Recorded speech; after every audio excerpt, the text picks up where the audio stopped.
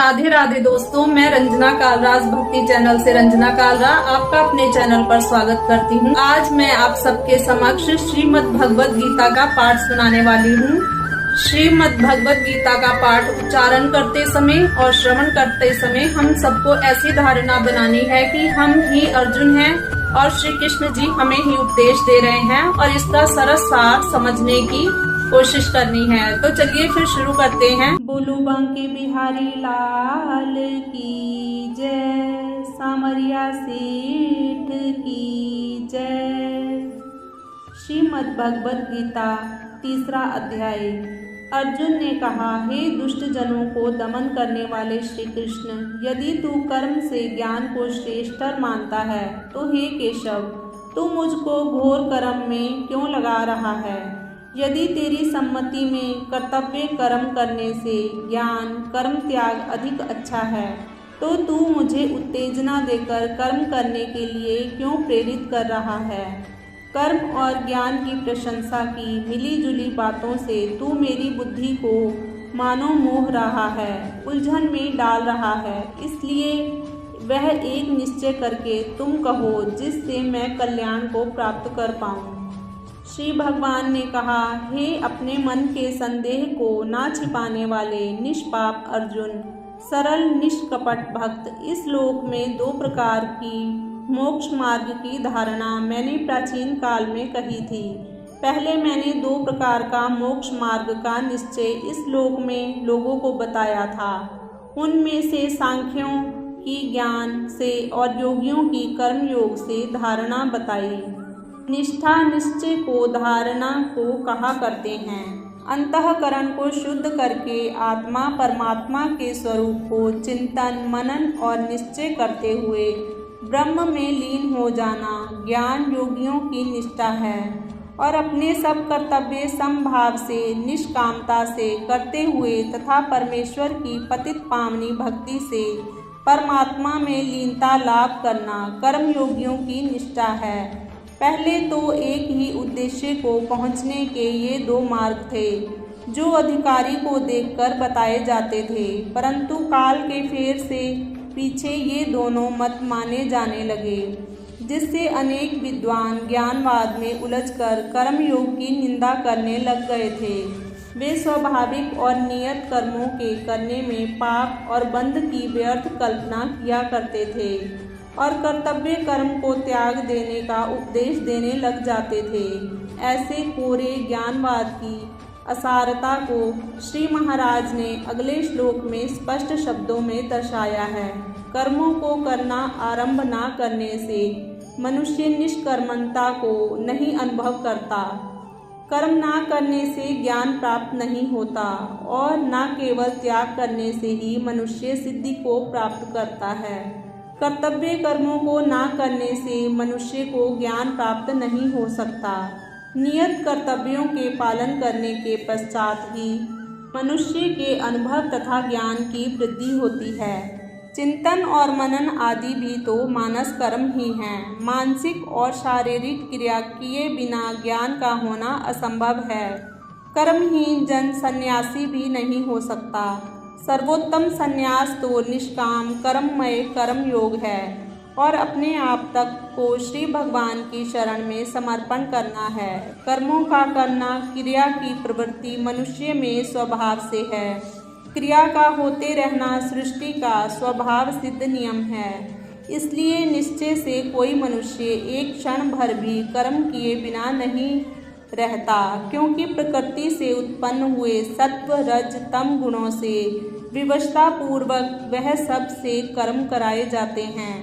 प्रकृति के तीनों गुणों की विषमता से सृष्टि चल रही है। सूर्य से लेकर एक परमाणु तक में कंप तथा क्रिया हो रही है। संसार में कोई भी प्राकृत पदार्थ ऐसा नहीं जो क्रिया शून्य कहा जा सके।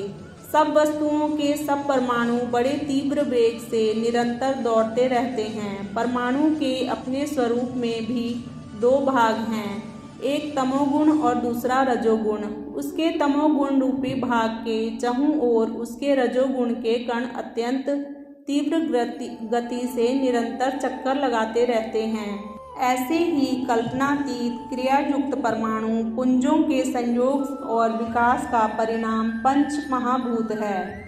उन्हीं पंच महातत्वों से जैसे सृष्टि के अन्य अनेक पदार्थ बने हुए हैं, ऐसे ही मनुष्य का शरीर भी बना हुआ है। मनुष्य के शरीर का प्रत्येक परमाणु एक रस निरंतर क्रियाशील है। इस प्रकार जब सृष्टि की सारी रचना में स्वभाव से क्रिया पाई जाती है, तो मनुष्य में भी क्रिया का होना अवश्यंभावी है। क्रिया का ही दूसरा नाम कर्म है। ऐसे नैसर्गिक कर्म के नियम को कोई मनुष्य पल भर के लिए भी कभी बंद नहीं कर सकता। यह कर्म सब में अनवरत रूप से सदा होता ही रहता है। इस कारण कर्तव्य कर्म के त्याग का सिद्धांत केवल कोरी कल्पना मात्र ही है। मनुष्य की देह में अन्य भी अनेक छोटे मोटे कर्म रात दिन आप ही आप अनमनछिन्न रूप से होते रहते हैं। हृदय का स्पंदन, फेफड़ों की क्रिया, आंतड़ियों का व्यापार, रक्त का बहते रहना और छोटे छोटे केंद्रों का उत्पन्न होना तथा लय होते जाना आदि सब कर्म मनुष्य की स्वाभाविकी चेतना से होते रहा करते हैं। इनका निरोध भला कोई क्या करेगा। ऐसे असंख्य कर्मों का क्रमशः होते रहना ही मनुष्य का जीवन है। तब ऐसी अवस्था के होते हुए अकर्मवाद का मत अस्वाभाविक ही सिद्ध होता है। अकर्मवाद को सृष्टि नियम के विरुद्ध बताकर महाराज ने कहा, जो जन हाथ पांव आदि कर्मेंद्रियों को कर्म करने से रोककर इंद्रियों के विषय में मन से चिंतन करता रहता है, वह मूढ़ आत्मा मनुष्य मिथ्याचारी कहा जाता है। जो मनुष्य वाणी से वचन तो नहीं बोलता, परंतु मन से दूसरे मनुष्यों का अनिष्ट चिंतन करता रहता है, वार्तालाप के लिए कामना करता रहता है, वह मिथ्या आचारवान है। जो मनुष्य हाथों और पैरों का हिलाना रोककर आसन मारे बैठा रहता है, परंतु हाथों और पैरों के कामों का चिंतन करता रहता है, चलकर ग्रहण करके विषयों के देखने, सुनने और चखने आदि को चिंतन किया करता है, उसका ऊपर का कर्म त्याग निरा दिखावा और बड़ा दंभ ही है। कर्म इंद्रियों को रोककर मन का संयम न करना झूठा आचार है, परंतु जो विवेकी आँख आदि 5 ज्ञानेंद्रियों को मन से वश में करके असक्त होकर कर्मेंद्रियों से कर्मयोग करता है, वह बहुत ही अच्छा है। सांसारिक पदार्थों के उपभोग में ही तन को मग्न रखना आसक्ति है।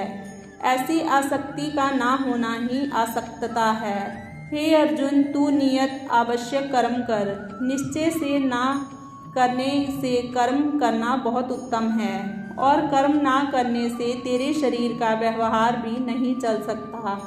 जन्मते ही मनुष्य का जो संबंध माता पिता बंधुजन से तथा क्रमशः आयु की बढ़ती में पत्नी पुत्र पुत्रियों आदि तथा देश और समाज के साथ हो जाता है, वे नियत संबंध है। उनकी ओर जो कर्तव्य होता है वे नियत कर्म है। ऐसे ही ज्ञान की वृद्धि करना और सेवा उपकार आदि करना भी नियत कर्म है। जो कर्म करना मानव समाज के लिए नियम मर्यादा में निश्चित बंधा हुआ है, वे नियत कर्म है। वह कर्म करना धर्म है। कर्म किए बिना तो शरीर की खान पान श्वास प्रश्वास आदि यात्रा भी नहीं निभ सकती। बोलो बांके बिहारी लाल की जय।